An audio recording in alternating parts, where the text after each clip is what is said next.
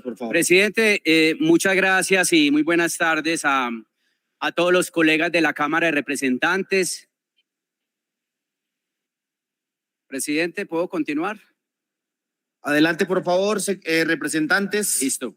Escuchamos un saludo a los ministros, al Gobierno Nacional, ministra de Minas, muy buenas tardes, al ministro del Interior.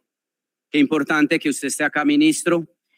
Y un saludo a los medios de comunicación y a todos los colombianos que nos están siguiendo por el canal Congreso.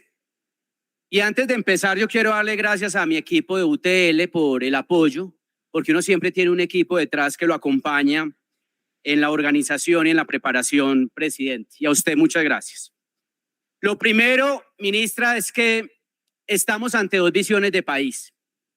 Usted representa la visión del decrecimiento económico y nosotros representamos la visión del crecimiento económico. Usted representa, ministra, un modelo donde poco ha demostrado que defiende al sector que representa, que es al sector minero energético, que además es supremamente importante para los 50 millones de colombianos desde el punto de vista económico, pero también un sector que es responsable con el medio ambiente y que vienen trabajando para mejorar. Ministra, la semana pasada yo la veía a usted celebrando y a muchos colegas de este Congreso el presupuesto bienal de regalías. Doble moral, 31.3 billones colombianos que van a llegar a las regiones. Y como este es el gobierno del cambio, es muy importante combatir la corrupción. Y estoy de acuerdo, hay que combatir la corrupción, porque desafortunadamente en muchas regiones del país las regalías se han perdido y hay que hacerle un llamado a los entes de control para que actúen de manera eficiente. Pero celebraban el presupuesto bienal de regalías y con todos los proyectos de ley que han radicado en el Congreso de la República, con lo que hemos visto acá, pues realmente parecen que no quieren más esos recursos.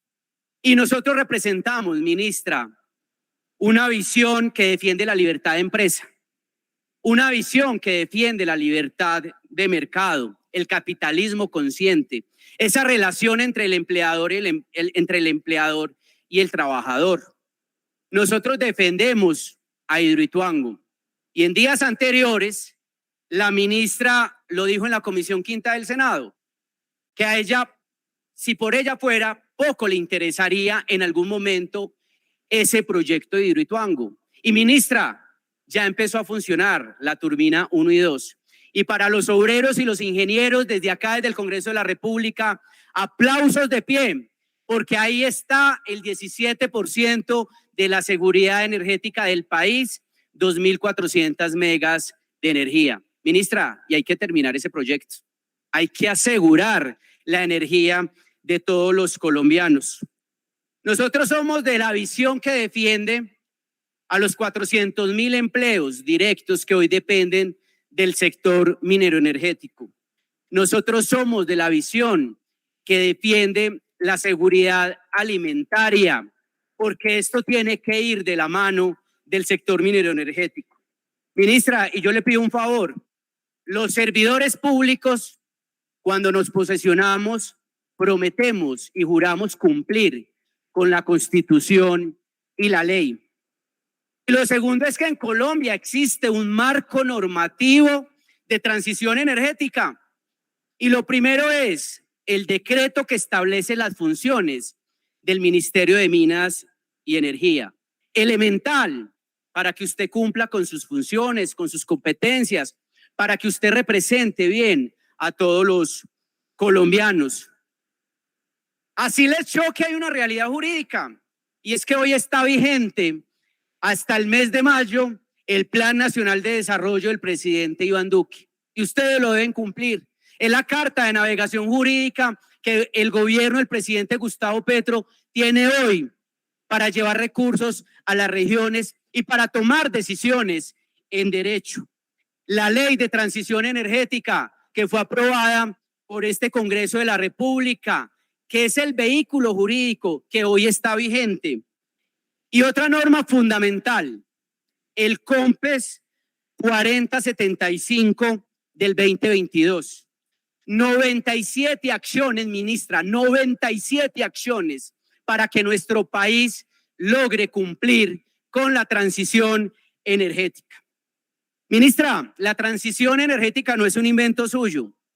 La transición energética es un edificio que viene en construcción desde el gobierno del expresidente Uribe. Él inauguró el primer parque eólico en La Guajira. Luego viene el presidente Juan Manuel Santos con la ley 1715 del 2014, donde se incluye en el marco normativo de Colombia proyectos eólicos y solares para garantizar la seguridad y para ir caminando a la transición energética. Y miren, colegas, ahora Repre usted va a tener el espacio y esto es un diálogo tranquilo. Y mire esto tan importante, además, el presidente Juan Manuel Santos, desde el año 2012, fue el primer presidente que emitió normas en materia de proyectos pilotos de investigación científica. En el 2014 tuvo una comisión de expertos donde empieza a trazar y a dar argumentos técnicos y científicos para que el gobierno nacional pueda tomar decisiones. Viene el gobierno del presidente Iván Duque, la ley de transición energética, la ley de cambio climático, la ley de movilidad eléctrica, y sin duda pasamos en una revolución importante de la transición energética de generar 28 megas de energía de proyectos solares y eólicos a generar aproximadamente 1000 megavatios. De pasar de tener a una granja solar a tener 20 y de un parque eólico a tener 3. De llevarle a 100,000 familias conectividad y de esas 100,000 familias, 40,000 con paneles solares. Y el gobierno del presidente Duque dejó instalado para que en los próximos años nosotros generemos, derivado de proyectos eólicos y solares, aproximadamente 2.800 megas de energía. Así, ministra, que esto es un edificio que los gobiernos anteriores han construido. Y yo le pido acá delante de todos los colombianos y mis colegas, no derrumbe el edificio, sígalo construyendo y que la transición energética justa que usted está trazando y que está construyendo bajo los lineamientos del gobierno del presidente Gustavo Petro no acabe con la historia y con lo que nosotros hemos montado en diferentes gobiernos, en el gobierno del presidente Duque, de Juan Manuel Santos y del presidente Uribe. Ministra, Colombia es un país sostenible y responsable con el medio ambiente. Y sin duda hay muchas normas, incluso la constitución política. Nuestra constitución es ambientalista. Nuestra constitución defiende el derecho al medio ambiente, a un ambiente sano. Pero también hay una realidad. Nosotros generamos 236.7 millones de toneladas de dióxido de carbono, equivalente al 0.4 de las emisiones a nivel mundial. Por debajo de Brasil, de México, de Argentina, de Venezuela. De Venezuela, el país con el que hemos visto algunos anuncios, que creo que será importante al final escuchar a la ministra, de esa intencionalidad de restablecer la relación comercial para pretender importar hidrocarburos desde este país. Y nosotros tenemos una de la matriz más limpia a nivel mundial. La matriz energética de Colombia es la sexta más limpia a nivel mundial. Y compromisos, claro que sí. Los compromisos ante el Acuerdo de París, a la COP26 y seguramente los compromisos que asumió el gobierno en la COP27, donde estuvimos representados por la ministra y por el presidente de la República. Ministra, Colombia, nosotros no somos potencia en hidrocarburos, pero somos autosuficientes. Y mire, colegas y colombianos, 37 millones de colombianos todos los días consumimos gas natural, ministro. De esos 37 millones de colombianos, el 67% son de estratos 1 y 2, que pagan aproximadamente hasta 30.000 pesos por su factura de gas natural. Nosotros necesitamos dar garantías y llegar al 100% de la cobertura de gas natural. Y todo el gas que producimos en Colombia lo consumimos porque no exportamos. Y hay que cerrar esa brecha de esos 1.7 millones de colombianos que todavía cocinan con leña en nuestro país. Y esos son los retos que tiene sin duda el gobierno. Pero mire, el tema de los insumos, la urea que utilizan nuestros campesinos, los insumos agropecuarios, la urea que es tan importante para los cafeteros, para esas 540.000 familias colombianas que viven del café.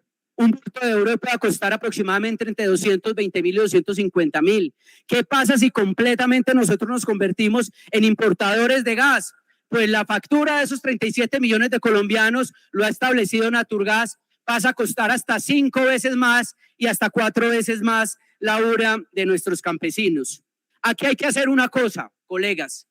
Nosotros debemos cerrar filas para proteger a Ecopetrol. La empresa de los colombianos, una empresa que es elemental, que tiene calidad de empleo y que en los últimos 10 años ha transferido 250 billones de pesos al gobierno nacional. Una empresa representante ERIC que genera 18.000 empleos directos y aproximadamente en la cadena diaria 93.000 empleos indirectos. Una empresa que viene trabajando en los pilotos de hidrógeno verde, de hidrógeno azul. Una empresa que ya tiene el negocio del fracking porque están haciendo fracking en Texas, Estados Unidos. Y está dando resultado. Y no podemos caer en la doble moral que el fracking en los Estados Unidos termina siendo bueno y acá termina siendo malo.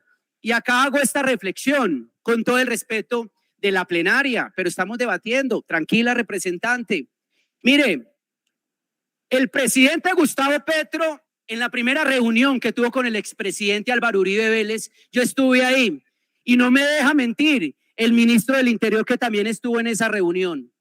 Le planteé y le pregunté por el tema de Hidroituango, le pregunté por el tema del fracking y la respuesta del presidente es: nuestras decisiones en estos temas serán completamente técnicas. Y hoy están suspendidos los dos proyectos pilotos de investigación científica, ministra.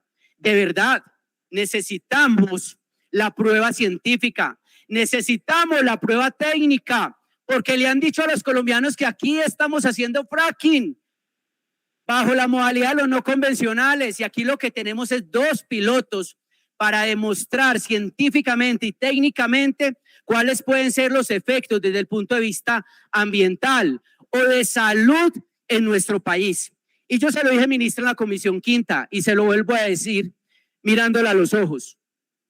Si el fracking es perverso desde el punto de vista ambiental y desde el punto de vista de la salud, derivado de una prueba científica y técnica, seré el primero en salir a decir no al fracking, pero necesitamos la prueba científica y técnica, ministra. Colombia no dependiente. Nosotros no podemos permitir que Colombia sea dependiente de Venezuela ni de ningún país. Nosotros necesitamos lograr la transición energética. Y transición energética sí, pero de la mano de la seguridad energética. La agenda global de cambio climático es una antes de la pandemia y otra completamente diferente. Vemos cómo a nivel mundial los países están analizando el camino de la transición energética, y es por una simple razón. El espejo es Europa, el espejo es Rusia y Ucrania. Francia y el Reino Unido hoy tienen crisis en materia de seguridad energética, están volviendo a quemar leña y eso no lo podemos permitir. Nosotros tenemos que asegurar la transición energética, pero de la mano de la seguridad energética del país. Y ministra, quiero que me responda estas 6 preguntas. Primero, presidente, como se me va a acabar el tiempo, creo que, y si hacen un poquito de silencio, presidente, es que hay mucho ruido. Parrado, ya voy a terminar, tranquilo. Estas 6 preguntas, ministra. Primero, yo le solicito que acá le cuente a los colombianos si vamos a firmar o no más contratos de exploración y explotación de hidrocarburos. Una cosa son los contratos que ya están firmados. Una cosa es el anuncio que usted le dio a Colombia con esos 30 contratos, que está bien, hay que lograrlo y ojalá lo logre. 3 minutos para terminar. Pero necesitamos, ministra, escuchar la respuesta, sí o no a más contratos de exploración y explotación. ¿Cuáles son los minerales de la transición energética con los que cuenta Colombia? ¿Cuántas minas tenemos? ¿Dónde están? ¿Y cuántas toneladas producen? Ministra, explíquele a esta plenaria y a el sector minero por qué cerraron la ventanilla única de la Agencia Nacional de Minería. Creo que eso es delicado, ministra. A los empresarios, a los colombianos, ¿cuántos trabajadores dependen de este sector? ¿Por qué la ronda minera está suspendida? Hay que dar respuesta. Ministra, ¿cuánto le cuesta a Colombia la transición energética bajo el modelo de transición energética justa, como usted lo ha determinado? Y la otra pregunta, ministra, es: ¿usted está de acuerdo en desmontar a Hidroituango? Y finalizo con esto, señor presidente. Ministra, que su transición justa no se convierta en una transición injusta, que no nos lleve al fracaso, que no nos lleve a una crisis energética, fiscal y social. Los hidrocarburos no solamente representan estabilidad energética, también representan estabilidad ambiental y social. Y ministra, créame, y se lo digo como vocero del Partido Centro Democrático, este no es un debate contra una mujer, ni como ministra, este no es un debate de género, este es un debate de responsabilidad de país. Y a usted como mujer y como ministra, en su integridad y en lo que representa, la respetamos completamente. Muchas gracias, señor presidente.